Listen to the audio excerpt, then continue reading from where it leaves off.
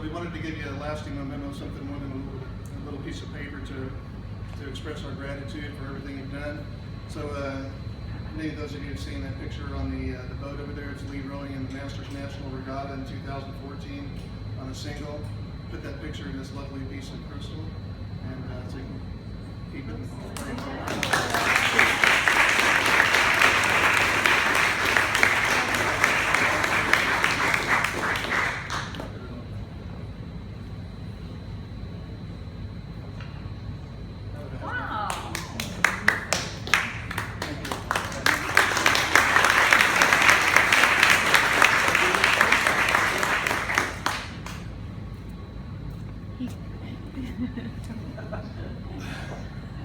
I'm appreciative of the consideration. Like I tell my Boy Scouts, that I have more fun than they do. And when I quit having more fun than they do, that's probably when I'll quit being a Boy Scout. And when I quit having more fun than the rest of you, that may be when I'll quit going. But I don't envision that happening anytime soon. I have some remarks for you. And my remarks are going to be together. They're going to be really two different directions. One, I'm going to talk about the boat and getting the boat to you.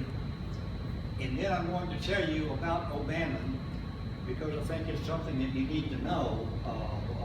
So stay with me. There's two subjects that I'm going to cover. Mary Dale, my wife, did not give two hoots and a holler for boats. Particularly any boat that had less than 10,000 horsepower. She did not give a hoot either for physical effort. If it required more effort than coughing or rapid eye movement, she didn't want any part of it. So why, oh why, would we honor Mary Dale's memory with a boat that she obviously didn't give a dip about? And that's really what I want to talk to you about. One of the things that Mary Dale really felt strongly about, and you've seen a part of that here with Marlene and the gift. Mary Dale noticed a long time ago that when people had a leadership opportunity, they really got this thing called self-esteem, and it enhanced their life. So the leadership opportunity then became a part of making them successful. And so when you get in a four-man boat, there has to be some leadership, and this is the position that we call the bow seat, which is on this end of the boat. And the bow person, or the bow of the boat, is the one that's actually responsible for the conduct of the boat, where the boat goes, how it gets there, and so forth and so on. And so this is the leadership opportunity, the leadership experience that Mary Dale had in her mind that was very important. The next thing that she talked about, excuse me, I'm choking up, had to do with the camaraderie that goes into a boat. As you can see, there's four folks that place their sweaty body into that boat, and they all have to work together. And if they don't work together, the boat's not going to do very well.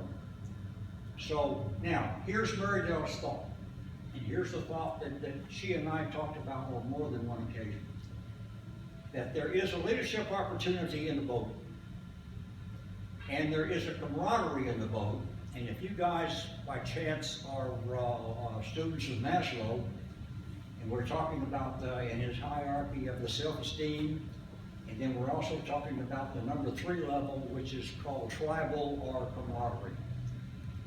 In a four-man boat, you have ample doses of camaraderie and ample doses of leadership. And so the four-man boat is actually the epitome of what Marydale thinks is very important. And so it is with the fervent hope that leadership opportunity and camaraderie will get developed through the use of this boat. We didn't provide the boat for lack of something better to do. We could have put the money somewhere else, but we felt like that this would really get the job done and it would be used and be appreciated in the Fort Worth Rotary Club. So that's why we did it. Just a PS, Marydale started with a very small fund many years ago, and she turned out to be one of the best investment folks around. She made a ton of money through investment, and so it's because of Marydale's investment fund that we have these funds now to make these gifts. So I'm spending her money, basically. And so I wanted you to know, and I wanted you to feel how she thought about making all of this work. Now, hold all of that, and I'm going to change the subject, Tony. I'm going to talk about O'Bannon. The O'Bannon is a name that goes back in our U.S. naval history all the way back to the very beginning. And I talked to the O'Bannon family for a long time about it, and they swore Scout's honor that they were not related to the original O'Bannon. But the name is not that general, and I bet you, honest and true, if you go back in history far enough, I'm probably my own grandpa. Yeah, we're probably all related. But roughly in 1800, when Thomas Jefferson was president, our ships were sailing into the Mediterranean, and they were getting accosted by pirates. And the pirates would capture the guys, hold them for ransom.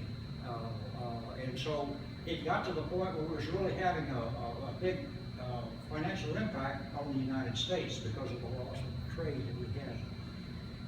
The United States at that point did not have a navy. And so Thomas Jefferson said, okay, let's build us a navy and let's go off into the Mediterranean and see what we can do to stop these pirates. And so the ships were built. They sent the crew to the Mediterranean, and a young lieutenant by the name of O'Bannon took some troops ashore. He was working with some local tribes, trying to get them to oppose the local warlord that was supporting pirates and raiding the boat. So this guy by the name of O'Bannon became part of naval history. Now, for those of you that have a little bit of a memory of a song, if you recall, from the halls of Montezuma to the shores of Tripoli, well, O'Bannon went ashore at Tripoli. So it was the guy that did the Tripoli trick that we're talking about here that's carrying the name of O'Bannon. So if you guys have somebody come up and say, gee, that's a historic name, at least you won't feel told down in the woods. I thank you for your attention here. I thank the club for this very nice gift. And I thank you all for your kind thoughts, and I'm very appreciative. Thank you very much.